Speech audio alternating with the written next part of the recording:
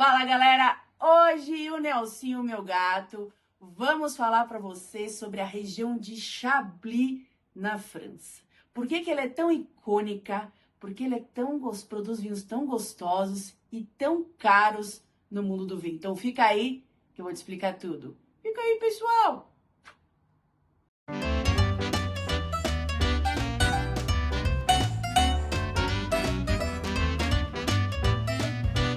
Chablis não é o nome de uma uva, é o nome de uma região francesa que fica dentro da Borgonha, uma região tão icônica, e ela fica ali ao norte da Borgonha, mais próxima ali de Champagne.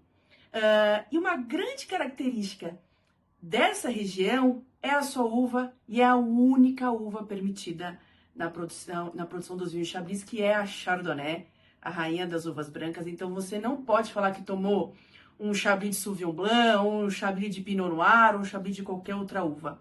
Só a Chardonnay é autorizada por lei a ser produzida dentro da região de Chablis. Outra característica que você vai encontrar nessa região são os solos, que chama um nome até mais difícil de pronunciar, Quiméradiano. Esse tipo de solo vai misturar calcário, argila e fósseis marinhos. Aí você fala, nossa, Camila, como assim fósseis marinhos? Aqui há milhares e milhares e milhares de anos atrás, ali era mar. Então você encontra esse tipo de solo na região e que vai fazer total diferença nos estilos de chardonnays dessa região. Porque a Chardonnay ela é muito camaleoa. Então ela adquire a personalidade do seu terroir.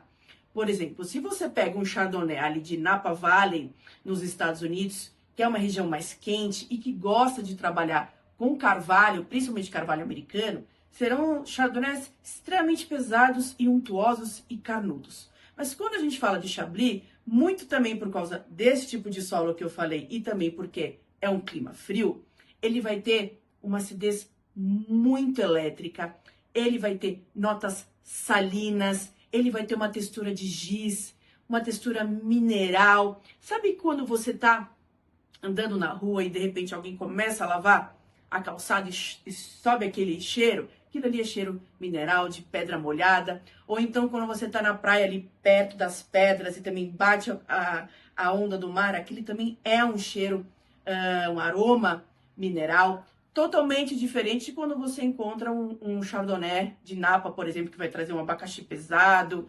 manteiga, uma coisa mais até carnuda em boca. Então, quando se fala em Chablis, a gente está falando de um vinho mais delicado, mais fresco, mais elegante e tão icônico e tão característico dessa região. Mas então, por que Chablis é tão caro e uma região tão icônica? Muito por causa desse tipo de solo que eu falei, que você só encontra lá, principalmente quando a gente fala dessa parte de conchas, né, conchas marinhas que tem nessa região, dessa característica de mineralidade, dessa elegância e também da oferta e da demanda, né? A produção ali é extremamente pequena e tudo que é produzido lá, a grande maioria é consumida dentro da França e uma pequena parte é colocada aí para exportação. Por isso que quando chega a Chablis aqui no Brasil, eles aí são de um poder aquisitivo um pouco maior. Agora falamos da pirâmide das classificações das AOCs da França. Lembrando que a AOC é apelação de origem controlée. Nada mais do que são as DOCs que a gente conhece aí nos outros países. Na França é chamada de AOCs. Então a gente tem aí na base da pirâmide o Petit Chablis, que é um Chablis de entrada, que estão ali mais nos entornos da área de Chablis, né? Pouca complexidade para ser consumidos mais jovens. Depois a gente entra com o Chablis, e aqui eu tenho o Calvé, né? Que aí a gente já começa a falar de um Chablis mais concentrado, com mais complexidade. Esse aqui tem um toque mineral, um toque de limão siciliano, delicioso para você começar a experimentar. É uma excelente sugestão com baita custo-benefício para você começar aí na região de Chablis. Então tem o Petit Chablis. Aí a gente começa aqui com a brincadeira, né? Fica mais elevada. Aí a gente começa com Premier Cru. Eu tô aqui com o Domaine Bará, que aqui são de menores produtores, das melhores parcelas dos vinhedos, que já são vinhos aí que você consegue guardar aí mais de 10 anos na adega. São vinhos mais complexos, mais gastronômicos, mas não são vinhos com estágio em carvalho. Então é aquele tipo de vinho só provando para saber. Legal até você ter dois, assim, você prova um Chablis e um Chablis Premier Cru, aí você consegue comparar os dois aí em complexidade, em estrutura. E depois a gente vai para o topo da pirâmide, que é o Grand Cru, que aí são vinhos para 20, 30, às vezes 40 anos de complexidade, são vinhos mais estruturados, né? Que aí a gente já está falando do topo da pirâmide. Então, recapitulando, Petit Chablis, mais de entrada, Chablis, quando começa a conversa dos vinhos dessa região, Premier Cru e Grand Cru. Então, essas são as classificações da região. E para você que quer provar uma raridade, eu trouxe aqui o Simone Fevre, que é a única maison, ou seja, a única casa autorizada pelas regras de Chablis a produzir espumante. E quando ele tem cremant descrito no rótulo, é que ele é produzido igual champanhe, mas é o champanhe fora de região de Champagne.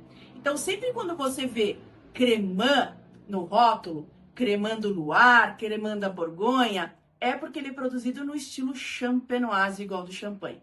Então, esse tem 24 meses em contato com as leveduras, ou seja, 24 meses em autólise, e ele é 60% Chardonnay, 40% Pinot Noir, e essa acidez elétrica, essa textura de giz também traz para esse espumante. Ele é um espumante único, só provando para saber. Se você gosta de champanhe, você tem que prová-lo.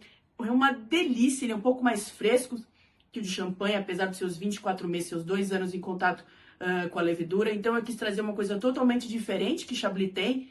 Todo mundo já deve saber o que é um Chardonnay de Chablis, mas aí eu trouxe um espumante, um cremant de Chablis para você aí fugir um pouco do óbvio.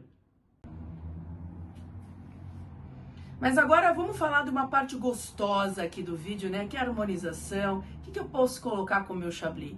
A harmonização clássica, né? Aquela harmonização que a gente fala de livro, é com ostra, né? Chablis e ostra foram feitos um para o outro, né? Principalmente esse toque mineral, salino, que eu comentei, vai super bem. Mas eu sei que não é todo mundo que gosta de ostra, então a gente tem que procurar em pratos delicados, como uma culinária japonesa mais tradicional, como sushi, sashimi, nada de rodízio, nada muito pesado. Aqui a gente tem que, novamente, procurar delicadezas. Pratos vegetarianos, uma boa, às vezes, salada. Ou eu, Camila, gosto de tomar um sozinho, né? Que eu acho que o Chablis, por si só, é um vinho, às vezes, para meditação. Não é um vinho para você abrir com a galera. É um vinho, às vezes, para um jantar especial, para um almoço especial, ou para você contemplar aí com uma pessoa querida, tá? Porque, às vezes, quando você... Na opinião da Camila, tá? Se você abre esse tipo de vinho com a galera, não é todo mundo que vai entender, né? E provavelmente você investiu naquele vinho. Então é um vinho para você montar uma confraria em casa ou participar das minhas confrarias, porque não? Agora em agosto eu vou fazer uma confraria de Chablis e Bordeaux. Então acho que por aí você já começa a entender por que Chablis é tão importante, né? Então eu deixo como sugestões essas duas lindezas, né? O Domaine Bará e o Cuvée Chablis. Esse é o Premier Cru e esse é o Chablis. Então, que fazem parte hoje do meu portfólio, acessa aqui o Instagram, Casa Hessel Vinhos, que é a minha empresa, para falar diretamente comigo e pegar o seu. O cremant eu também tenho hoje no meu portfólio. E eu te espero no próximo vídeo com o próximo tema. Saúde!